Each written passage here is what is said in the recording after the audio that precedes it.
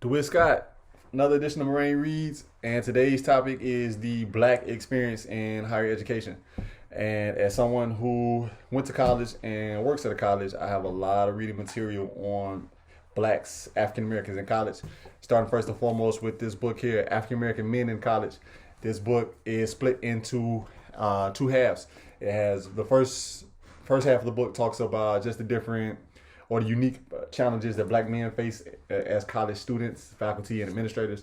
And then the second half of the book shows examples, real life examples of programs that are working across the country at different colleges that help enhance the educational experience of Black male students in college. In addition to that, I have the Advancing Black Male Student Success from Preschool through the PhD. And as the title indicates, it starts all the way with pre-K and talks about how Black male students can get their educational career started off on a good path in pre-K, and it speaks all the way up to the levels of community college, bachelor's degrees, and doctoral degrees. And not only the data, but how to sort of reverse the trends, because as Black men move up those ladders, they become less and less prevalent or present in the academy. So this book is very good for that and very succinct to the point. Another one, slightly older book, is Grassroots and Glass Ceilings, African American Administrators in Predominantly White Colleges and Universities, a topic not really talked about much in literature or in conversation, but it's very important.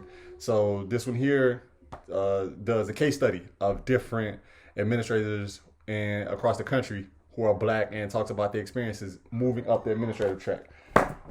We have Strengthening the African American Educational Pipeline, right? And this one talks sort of similar to the other ones about strategies for increasing the number of Black people in the higher ups of higher education. Examples such as having Black teachers in the K-12 space, having Black mentors once they get to college, having more Black faculty members, all play a part in increasing the number of Black people in college. Brothers of the Academy, right? This one is a good one because this one is personal narratives of Black men who are professors, strictly professors at large universities. They came together, made their own organization called the Brothers of the Academy. Very good book, and it also sort of picks up on making their unbroken promises. African American male scholars confront the culture of higher education. These are all professors in higher education who are Black men. A few more.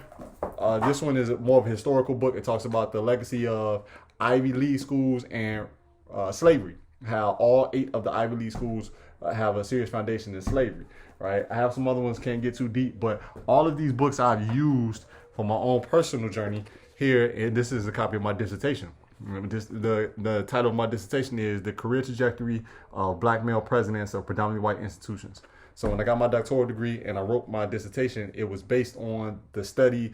I studied 16 black men who were presidents of predominantly white colleges and universities. They had unbelievable stories. It made for a great study, a great dissertation. 16 men who I talked to. Thank you to those men for my study, because you helped me grab my degree as a Black person in college.